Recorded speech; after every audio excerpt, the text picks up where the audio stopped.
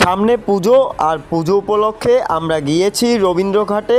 রবীন্দ্র ভবন নামে একটি বাড়ি আছে, ওই বাড়ির পাশে যে ঘাটটি আছে ওই ঘাটটির নাম হচ্ছে রবীন্দ্রঘাট। আমরা রবীন্দ্রঘাটে গিয়েছি মহালয়া উপলক্ষে, অনেকে সেখানে তর্পণ করে পিতৃপুরুষের স্মরণে। তো আমরা সুমন মামার সাথে গিয়েছি রবীন্দ্রঘাটে তর্পণ করতে। সুমন মামা তার পিতৃপুরুষ এমনকি পূর্বপুরুষের জন্য তর্পণ করবে। সেখানে গিয়ে আমরা দেখতে পেলাম বিভিন্ন দর্শনার্থীরা এখানে গঙ্গা স্নান করতে এসছে, আর গঙ্গার পাশে রয়েছে বিভিন্ন মন্দির।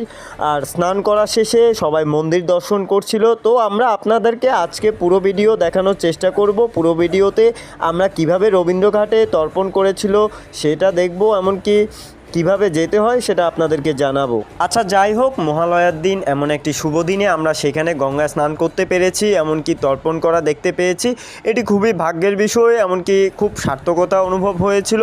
আরেকটি বিষয় হচ্ছে এই গঙ্গাকে স্মরণ করে প্রতিদিন কাজ করতে যায় অনেক মানুষ, আবার কেউ বা আছে এই গঙ্গাতে এসে কাপড় পরিষ্কার করে, কেউ এসে গঙ্গায় মাছ ধরে। তো বিভিন্ন শ্রেণী পেশা মানুষ এই গঙ্গার পাড়ে গঙ্গাকে অবলম্বন করে বেঁচে থাকে, এমনকি গঙ্গাকে অবলম্বন করে উদ্ধার হওয়ার চেষ্টা করছে।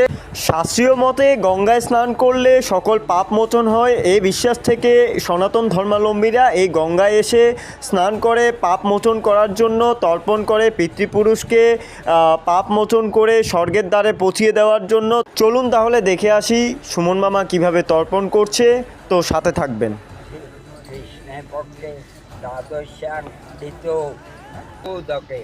স্নান তর্পণ কর্মাহং করিষ শ্রীয়র্ষ সনাতন কপিল আসুর শৈব বধূ পঞ্চশিক তথা অত্রি তিব্বতাং দেখলে তো নম অঙ্গিরিয়া তিব্বতাং সতিলু গঙ্গোদকং তুভং নমঃ। हर गंगे हर हर गंगे गंगे हर हर गंगे हर हर गंगे हर हर गंगे गंगे हर हर गंगे